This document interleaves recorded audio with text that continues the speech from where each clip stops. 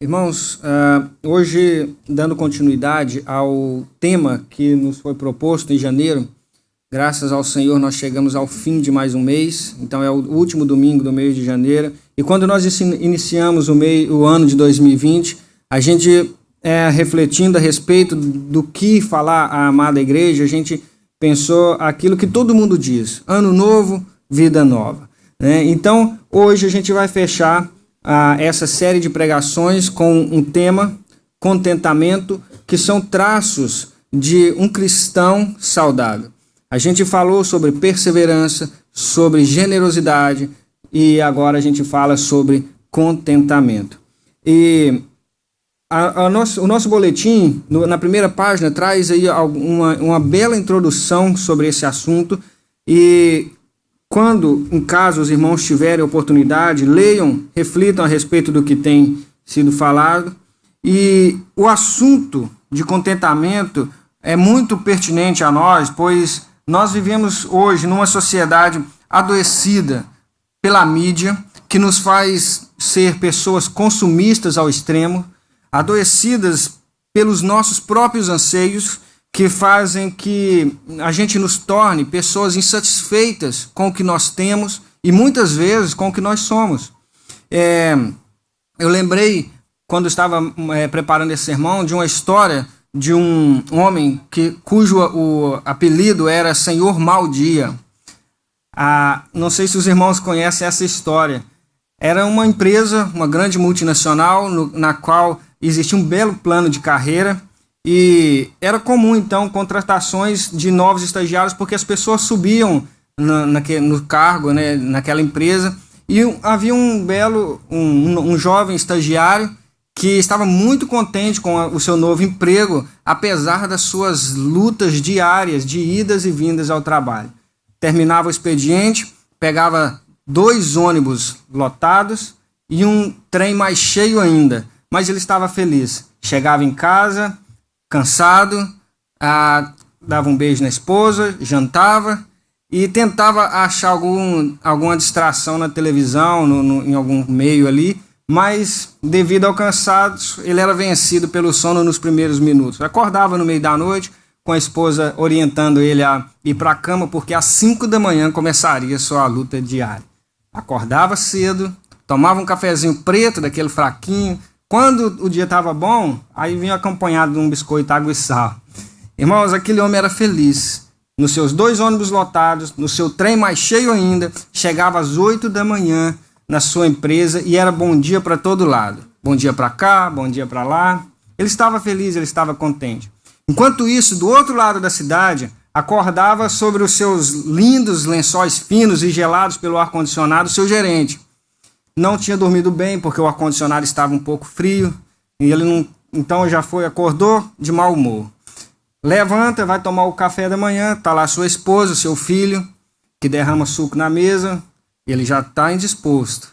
Olha para o adoçante, não é o que ele gosta, os funcionários dele tinham comprado um similar, 3ª contrariedade no dia. E para piorar, a sua esposa fala: hoje você leva o seu filho na escola, 4ª contrariedade no dia. Aquele homem pega um congestionamento de 20 minutos, parado. Xingou o motorista do ônibus, xingou o taxista, até o pedestre andando entre os carros foi ofendido por ele, na cabeça dele, né? Então, ele chega no seu trabalho. Com quem ele se depara? Com aquele estagiário que está dando bom dia para todo mundo. A sua resposta foi: quando o meu dia estiver bom, eu te aviso. Irmãos, o que acontece com essa... Nós temos muito para nos alegrar, mas às vezes nós somos insatisfeitos. Aquele funcionário teria muito mais motivos para poder blasfemar, xingar, murmurar, do que aquele gerente. O gerente estava numa boa posição. E nós, muitas vezes, podemos nos tornar esse homem, o Senhor Mau Dia. Por que Senhor Mau Dia? Porque até hoje ele não voltou para contar para o funcionário que o seu dia melhorou. Então ele é o Senhor Mau Dia, apelidado carinhosamente pelos seus funcionários. Então, por temas assim, por assuntos assim, é que nós devemos meditar em alguns livros da Bíblia que nos fazem refletir acerca da nossa vida. E o livro de Filipenses, o qual é o texto base do nosso estudo hoje, a gente identifica Paulo fazendo apontamentos sobre isso. Então nós vamos fazer a leitura do livro de Filipenses, capítulo 4, verso 10 ao 13, para ser base para o nosso estudo. Capítulo 4 de Filipenses, versos 10 ao 13. E diz assim a viva e eficaz palavra do Senhor. Alegro-me grandemente no Senhor, porque finalmente vocês renovaram seu interesse por mim. De fato, vocês já se interessavam, mas não tinham oportunidade para demonstrá-lo. Não estou dizendo isso porque esteja necessitado, pois aprendi a adaptar-me a toda e qualquer circunstância. Sei o que é passar necessidade, sei o que é ter fartura. Aprendi o segredo de viver contente em toda e qualquer situação, seja bem alimentado, seja com fome, tendo muito ou passando necessidade. Tudo posso naquele que me fortalece. Irmãos, o que nós temos aqui é uma carta de Paulo à igreja de Filipos, aos filipenses. E Paulo tem uma história muito bonita com essa igreja, é uma igreja a qual ele ama verdadeiramente. E Filipos foi a primeira igreja plantada por Paulo na Europa. Então, é uma igreja que significava realmente algo para Paulo. A história dessa igreja está narrada no livro de Atos, capítulo 16, o qual a gente vai fazer algumas viagens nesse texto. E a ocasião que Paulo prega o evangelho para essa igreja é que ele estava fazendo uma viagem, sentido o que a gente entende hoje como Turquia, mas ele foi impedido pelo anjo do Senhor de avançar. As circunstâncias eram diversas, e ali, quando chega em Trode, Paulo tem uma visão. E quando Paulo tem uma visão da parte do Senhor, ele vê um homem que diz assim: passe a Macedônia e ajude-nos. Naquele mesmo momento, nós vemos Paulo e os seus companheiros de viagem mudar a sua rota, desistem de ir para a Ásia, e então vão para a Macedônia.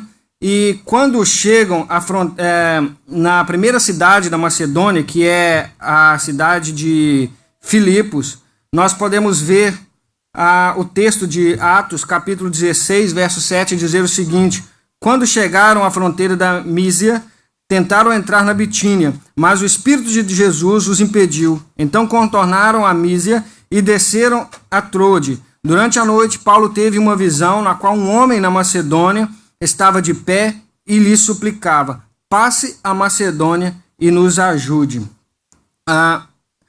Nós vemos então Paulo ir para a Macedônia, e quando chega em Filipos, eles encontram um cenário um pouco diferente das cidades daquela época. Filipos era uma cidade, os estudiosos vão dizer que é uma miniatura de Roma. Eles tinham muito orgulho de serem romanos, mesmo não estando na Itália. Eles foram fundados por veteranos de guerra romanos. Então o povo ali se orgulhava da sua política romana, da sua cultura romana, adoravam ao imperador César. E Paulo observou e falou assim: aqui é um lugar ótimo, propício para a pregação do evangelho. Primeiro, uma cidade bem localizada, rica, em desenvolvimento. Havia uma via que ligava diretamente a Roma, uma viagem de mais ou menos 1.200 quilômetros. Poucas cidades tinham uma via tão importante como essa. Então Paulo decide pregar o evangelho ali naquele lugar. Só que, ao contrário do que acontece na maioria das situações em que Paulo prega o evangelho, Filipos não havia uma sinagoga, porque não havia judeus suficientes para que houvesse uma sinagoga ali naquele lugar. Era necessário que houvesse pelo menos 10 homens de família para que montassem ou implantassem uma sinagoga judaica. Então não tinha. E Paulo então procura como fazer isso. Ele gostava de desafiar os mestres da lei nas suas sinagogas a respeito da lei e das verdades sobre Cristo ressuscitado. Então ele procura um lugar e encontra fora da cidade, às margens do rio Ganges, um lugar que foi denominado lugar de oração. Então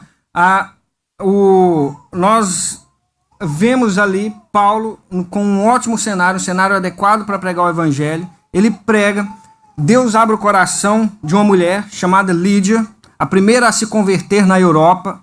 E Lídia, quem era essa mulher? Ela era uma empresária do ramo do comércio de púrpura. A gente, tudo leva a crer que ela era viúva, o texto não fala isso, mas a gente entende isso porque a mulher, para ter posses, ela deveria ter herdado do seu marido ou de sua família. E ela provavelmente é oriunda da Turquia, lugar onde ela deve ter tido contato com a fé dos judeus. Por isso, Paulo encontra uma certa facilidade e ela compreende quando ele fala sobre Jesus e as profecias se cumprindo em Jesus. Porque ela conhecia a história dos profetas e as leis. Então, ela se converte e convida Paulo para poder ir à casa dela, onde outras pessoas se converteram também, como vemos em Atos 16:15. Tendo sido batizada, bem como os de sua casa, ela nos convidou, dizendo: se os senhores me consideram uma crente no Senhor, venham ficar em minha casa.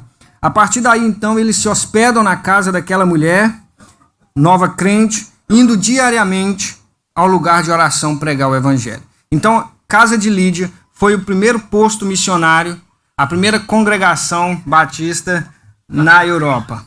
Irmãos, então ali a gente tem um ponto missionário do qual Paulo partia todos os dias pela manhã para ir no lugar de oração pregar o evangelho. A missão estava em paz até uma bela manhã. No caminho para esse lugar, à beira do rio, uma mulher endemoniada, possuída por demônios que adivinhavam o futuro, começa a gritar: estes são servos dos Deus Altíssimo.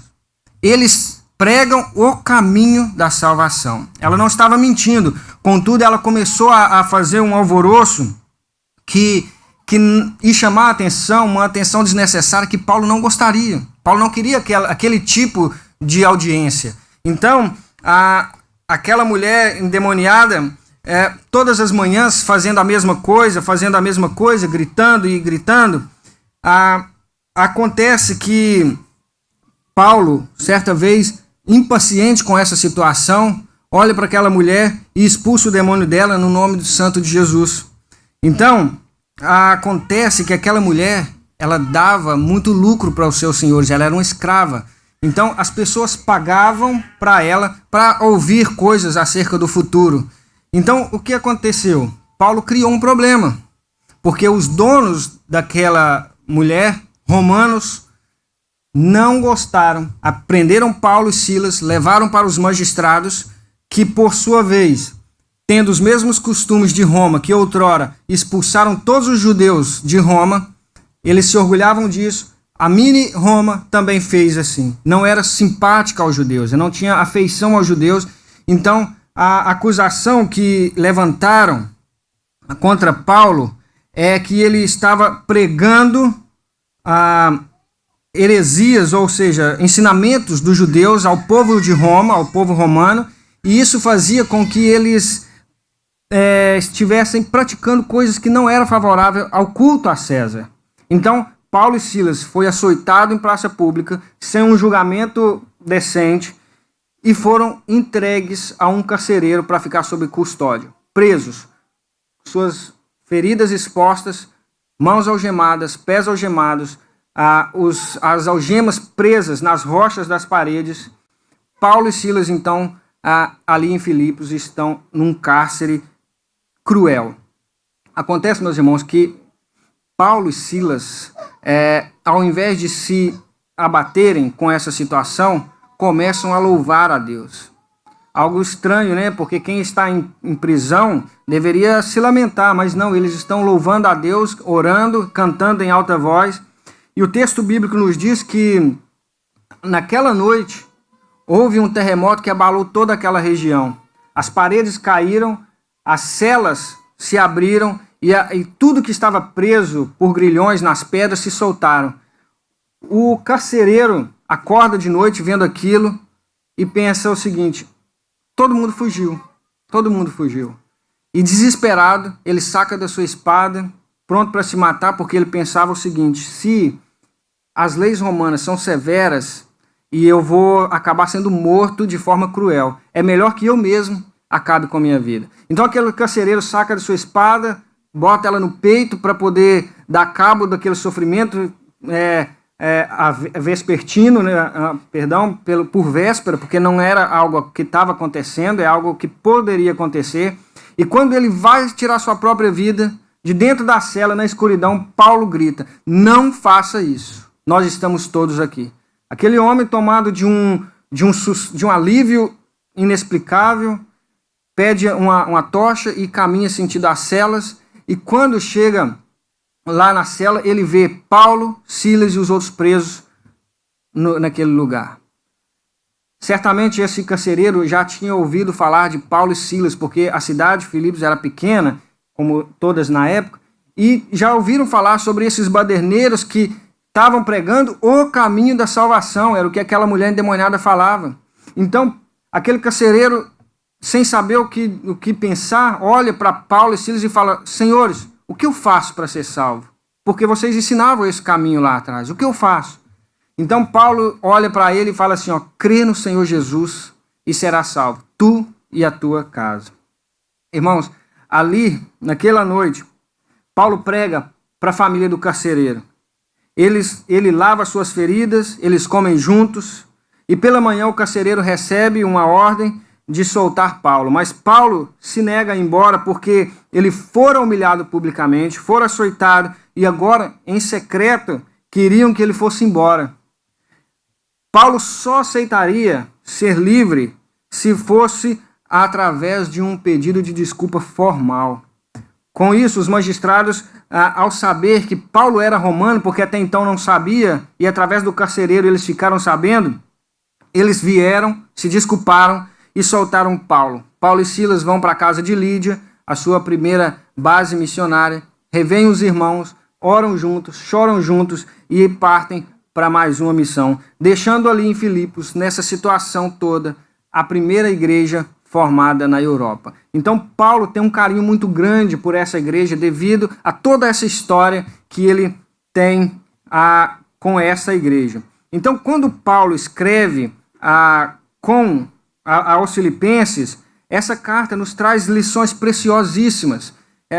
A gente vai ver ali sobre humildade, sobre perseverança e principalmente sobre o assunto de hoje, contentamento. Quando Paulo escreve aos Filipenses, uma carta de muita alegria, quando a gente lê ela toda, você vê que Paulo está sempre contente, muito alegre, mas a situação que Paulo escreve essa carta não deveria ser de muita alegria. Paulo estava preso, então Paulo tem muitos motivos para não estar tão alegre como ele se apresenta na carta aos Filipenses. O primeiro motivo é esse: Paulo estava preso.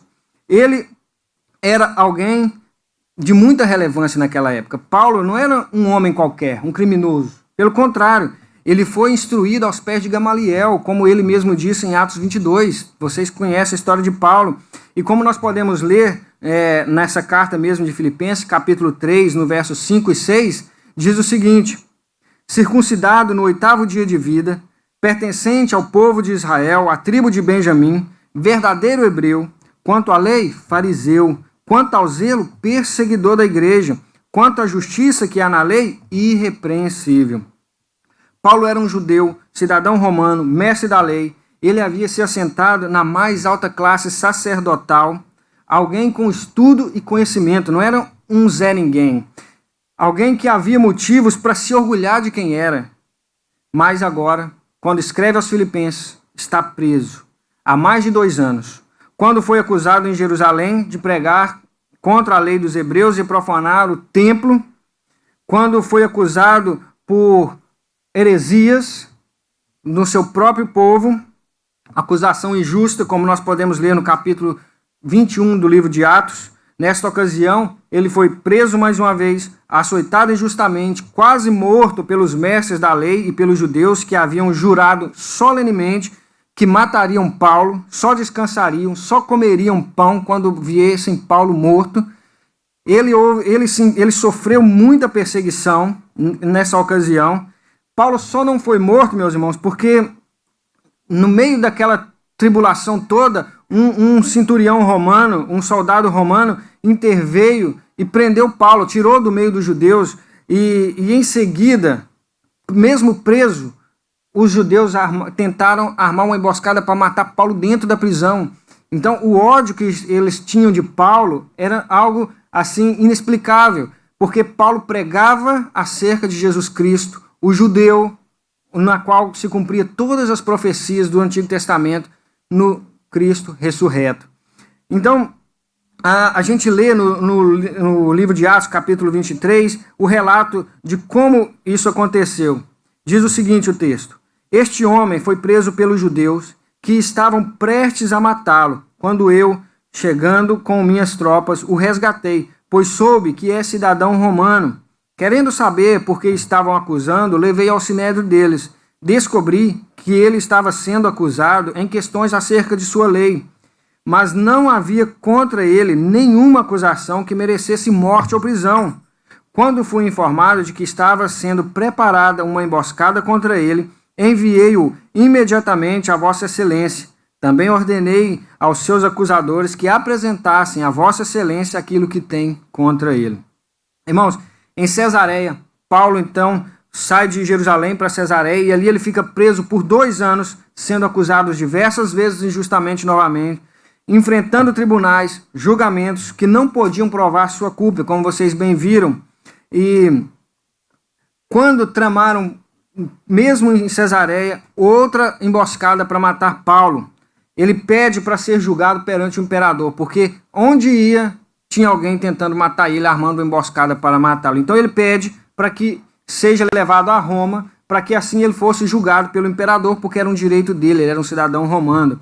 Apelando para que fosse guardado até a decisão do imperador, ordenei que ficasse sob custódia e eu pudesse enviá-lo a César. Assim diz o texto de Atos capítulo 25, verso 21.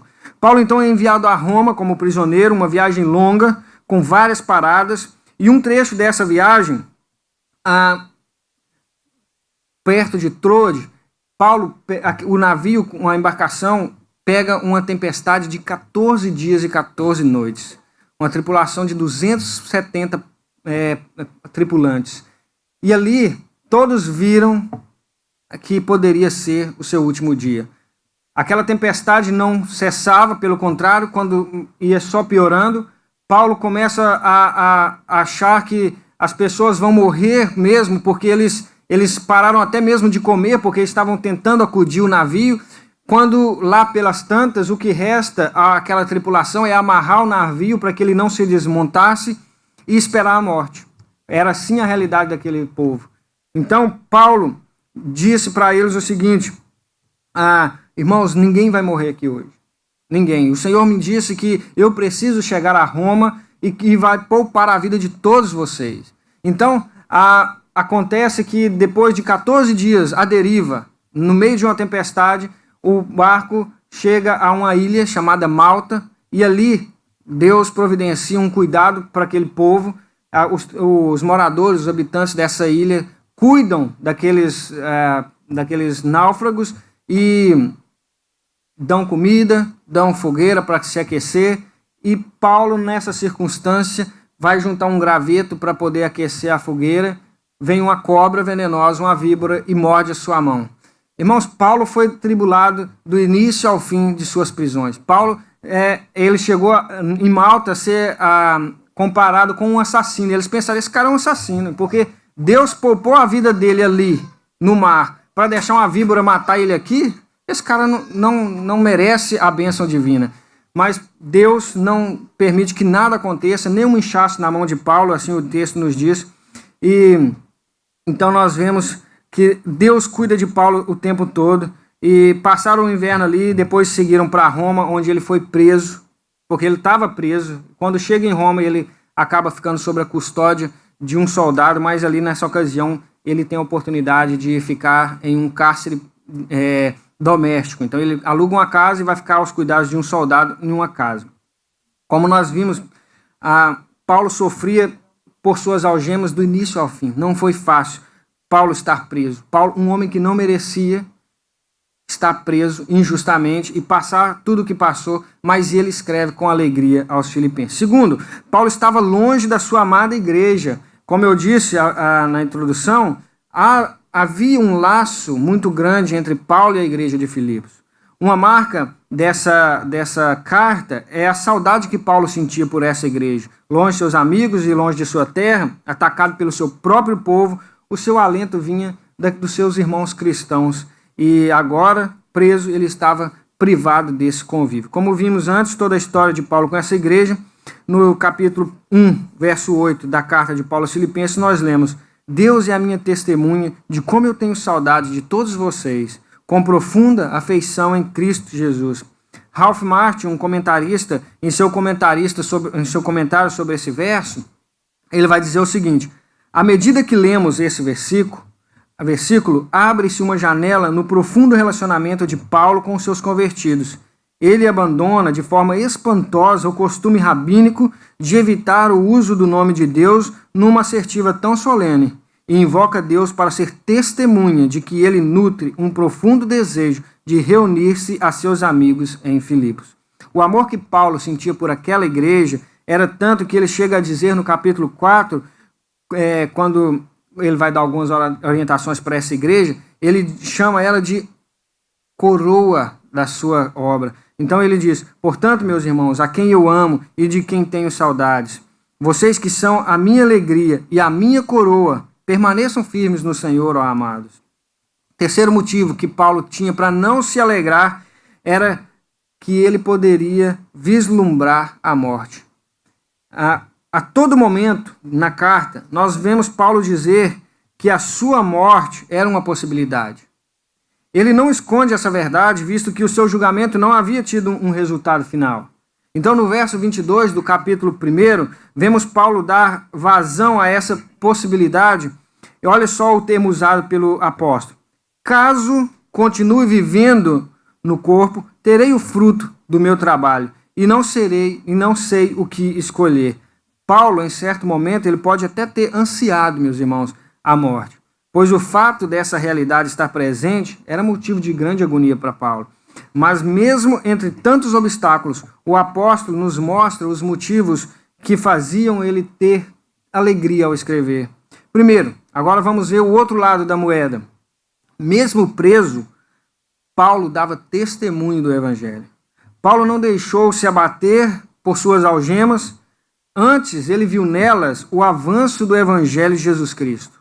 Através do que lhe acontecera, todos podiam saber que a causa da sua prisão não era nenhum crime ou desordem, que Paulo não era baderneiro, ele estava preso, mas tão somente pela causa de Cristo. Paulo conseguiu encontrar oportunidades para que até mesmo os da casa de César, ou seja, os funcionários e aqueles que moravam no palácio do imperador, ouvissem a respeito da morte e a ressurreição de Cristo. Os versos 12 e 13 do capítulo 1 nos mostram isso. Ao escrever, Paulo disse: quero que saibam, irmãos, que aquilo que me aconteceu tem antes servido para o progresso do Evangelho.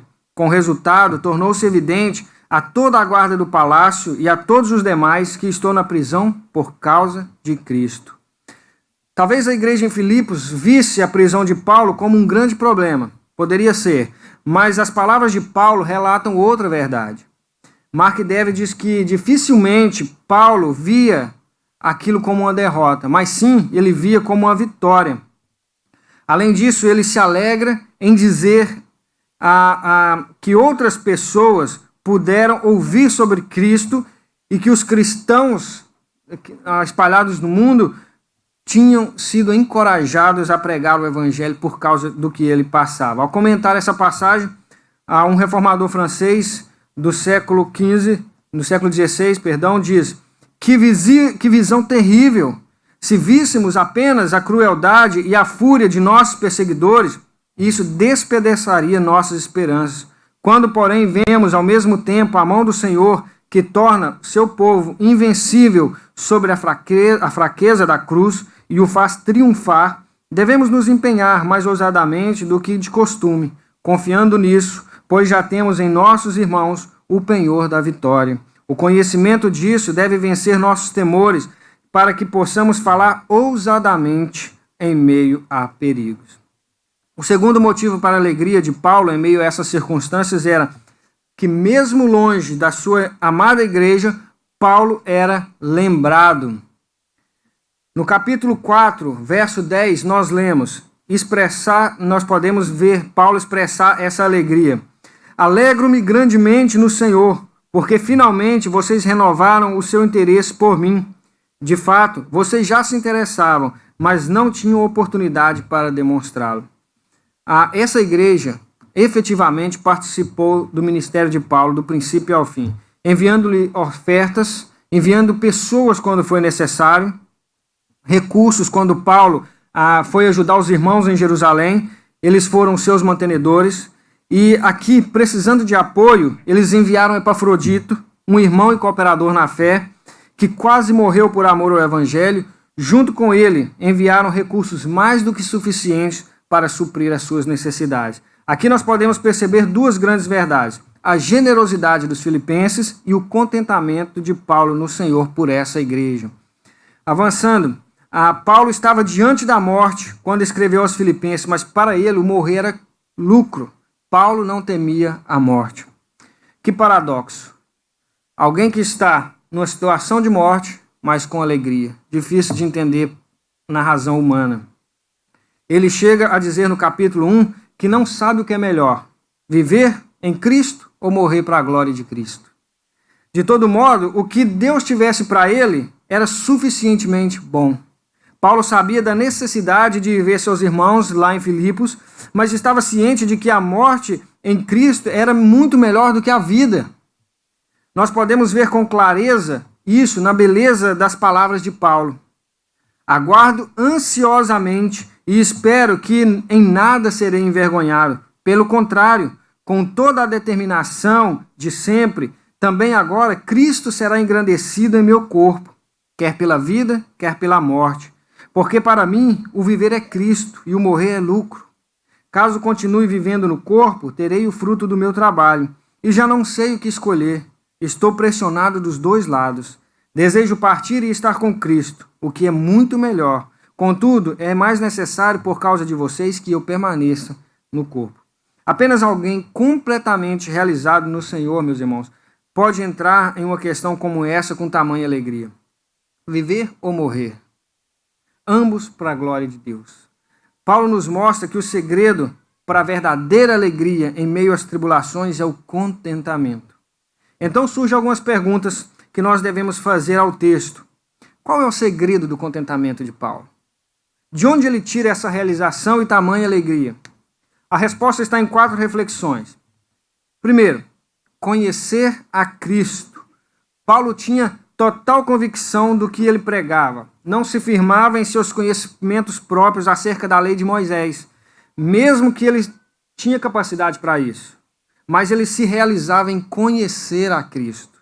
No capítulo 3, nós vemos essa afirmativa de Paulo. Ele diz: mas o que para mim era lucro, passei a considerar perda, por causa de Cristo.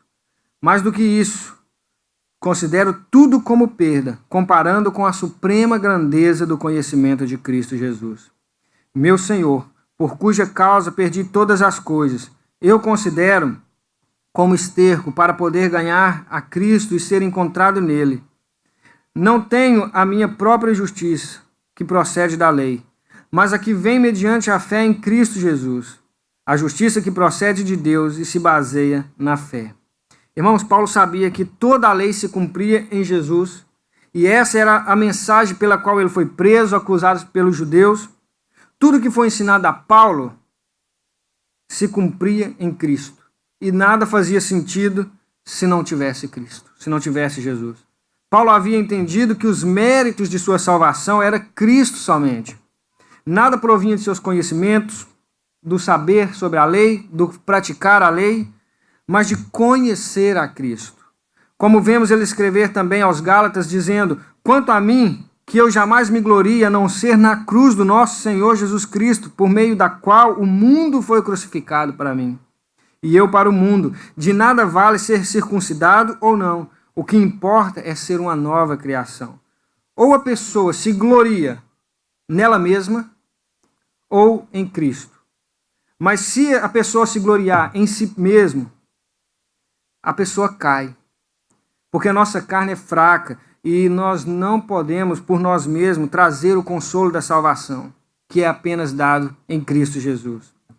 Segundo, Paulo não se apegou ao passado. No verso 13 do capítulo 3, Paulo nos dá essa afirmativa. Irmãos, não penso que eu mesmo já tenha alcançado, mas uma coisa faço, esquecendo-me das coisas que ficaram para trás e avançando para as que estão adiante, prossigo para o alvo, a fim de ganhar o prêmio do chamado celestial de Deus em Cristo Jesus. Paulo havia deixado tudo o que conhecia e sabia sobre a lei, mas não se apegou a isso. O alvo agora era outro, o alvo agora é Cristo e os prêmios da vida com Deus. Terceiro, Paulo vivia e tinha como fonte de força o próprio Cristo. Nenhuma batalha de Paulo fora vencida em nome de seus próprios esforços, sem descartar suas lutas, é claro. Paulo nos mostra no verso 13 do capítulo 4 de onde vem o poder para se contentar em toda e qualquer circunstância. Muitos usam esse verso de forma equivocada, mas vamos ler agora Filipenses 4,13 e o que diz essa assertiva. Tudo posso naquele que me fortalece. O segredo está aí. De onde sai o poder e a força para Paulo? Daquele que o fortalece, Cristo Jesus. Explicando aos filipenses como é estar contente com pouco ou muito, o segredo não é a situação em si mesma, mas Cristo que capacita Paulo em toda e qualquer situação. Em 1 Timóteo, capítulo 6, Paulo chega a dizer que em Cristo basta ter o que comer e o que beber para ser feliz. Aos Hebreus ele diz: conservem-se livres do amor ao dinheiro e contentem-se com o que vocês têm, porque Deus mesmo diz: nunca o deixarei, nunca o abandonarei. Paulo deixa claro que os cuidados de Deus serão sempre e em todos os sentidos de sua vida. Não é às vezes, mas constantemente. Inclusive, o capacitaria para viver satisfeito com o pouco ou humildemente com o muito. De toda forma, o mérito de seu contentamento era o poder do Espírito Santo que o capacitava. Tanto que ao escrever aos Efésios, Paulo ora que da mesma forma que o Espírito o capacitou, os capacitasse. Enquanto a Timóteo, ele conta que quem o capacita para que o evangelho avançasse era o próprio Cristo. Ele disse ao seu fiel companheiro: mas o Senhor permaneceu ao meu lado e me deu forças, para que por mim a mensagem fosse plenamente proclamada, e todos os gentios a ouvissem. Eu fui libertado da boca do leão. Não é uma alegoria.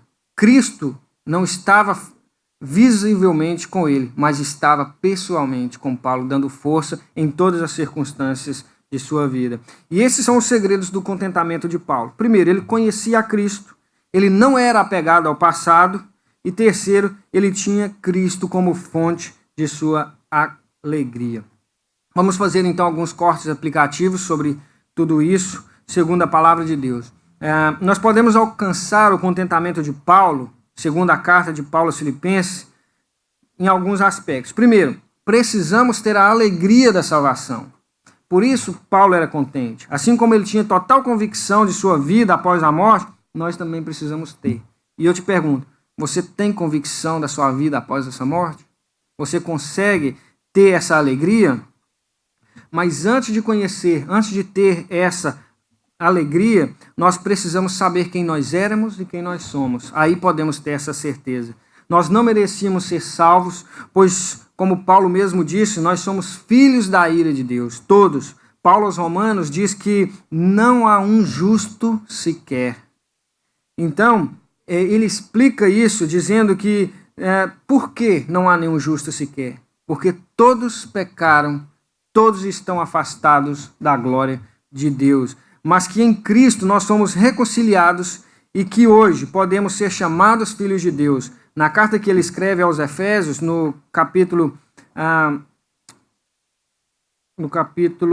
2, aqui a gente tem um retrato 3x4 dessa maravilhosa graça que ele nos fala. E vos vivificou, estando vós mortos em ofensas e pecados, em que noutro tempo, antes, segundo o curso deste mundo, segundo o príncipe das potestades do ar, do espírito que agora opera nos filhos da desobediência, entre os quais todos nós também antes andávamos nos desejos da nossa carne, fazendo a vontade da carne e dos pensamentos, e éramos por natureza filhos da ira, como os outros também, mas também que é riquíssimo em misericórdia, pelo seu muito amor com que nos amou, estando nós ainda mortos em nossas ofensas, nos vivificou juntamente com Cristo. Pela graça sois salvos, e nos ressuscitou juntamente com ele, e nos fez assentar nos lugares celestiais em Cristo Jesus, para mostrar nos séculos vindouros as abundantes riquezas da sua graça, pela sua benignidade para conosco em Cristo Jesus, porque pela graça sois salvos, por meio da fé, e isto não vem de vós, é dom de Deus. Paulo nos fala que não há um justo sequer, ou seja, todos nós merecíamos morte, a morte eterna, mas Deus dá o seu único Filho em favor daqueles que nele creem. Abre então em nós o chamado, nos torna filhos de Deus, aqueles que eram filhos da ira de Deus. Não temos mais medo da morte, porque aquele que morreu também ressuscitou e nos trouxe a vida e a vida eterna. Hoje você pode então, sendo um cristão, ter certeza da vida eterna, porque o preço que Cristo pagou ali na cruz valeu, é cabal, não tem mais o que fazer. Pronto, você tenha essa alegria, alegria da vida eterna. Segundo, ter a certeza de que Deus está no controle de tudo e confiar na soberania de Deus. Uma grande certeza que trazia paz ao coração de Paulo era que Deus não desamparou um minuto sequer. Paulo sabia que tudo que ele vivera até ali, e nós vimos então que não foi pouco, Paulo sofreu, Paulo foi preso, perseguido, açoitado, então ele viu que tudo estava debaixo do controle de Deus. Até mesmo ser prisioneiro em Jerusalém, a Roma. Tendo isso em mente, ele escreve aos Romanos dizendo: e sabendo que todas as coisas contribuem juntamente para o bem daqueles que amam a Deus, segundo os que são chamados ao seu propósito. Todas as coisas, meus irmãos, cooperam para o bem daqueles que amam a Deus. Paulo era conhecedor da lei e dos escritos proféticos, sabia que tudo se cumpria em Jesus, o qual ele chama de esplendor da glória de Deus, aquele que sustenta o universo através de sua gloriosa palavra e que nada escapa do seu controle. Esse é Jesus Cristo. Nós precisamos entender isso também, porque sem essa certeza, nós não poderíamos confiar plenamente no domínio supremo de Deus. Então, todas as coisas estão debaixo desse domínio de Cristo, inclusive o que para nós pode ser algo ruim. Muitas vezes nós vemos um problema na nossa vida e acha que aquilo não vem de Deus. Deus está em todas as coisas, inclusive naquilo que nos aflige e que nos incomoda, inclusive nas coisas que para nós é algo ruim. Se somos servos de Cristo e obedecemos, todas as coisas cooperam para a nossa salvação. John Owen, um pastor reformado inglês do século XVII, sobre esse assunto, ele vai dizer: devemos submeter nossa alma à lei da providência de Deus. Em tudo o que ele faz, devemos nos prostrar diante da sua soberania, de sua sabedoria, de sua bondade, de seu amor e sua misericórdia. E sem essa disposição do coração, não há como seguir a Deus, a menos que queiramos ir à sua presença para brigar com ele. O que não será proveitoso para nós. Que todos se alegrem nas dispensações de Deus, curvando prontamente seu coração a elas. Terceiro, nós precisamos exercitar a fé obedecendo aos ensinamentos de Jesus. Nos versos 4 ao 9 do capítulo 4, nós lemos o breve manual da vida cristã. Assim Paulo diz: alegrem-se no Senhor. Novamente direi, alegrem-se. Seja a amabilidade de vocês conhecida por todos. Perto está o Senhor. Não andeis ansiosos por coisa alguma, mas em tudo, pela oração e súplicas e com ações de graça, apresentem seus pedidos a Deus, e a paz de Deus, que excede todo entendimento, guardará os seus corações e as suas mentes em Cristo Jesus.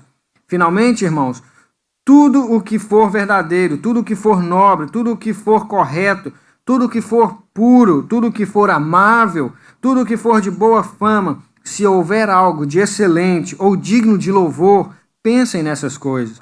Tudo o que vocês aprenderam, receberam e ouviram e viram em mim, ponham-no em prática, e o Deus da paz estará com vocês. Seremos praticantes apenas se formos conhecedores da palavra de Deus.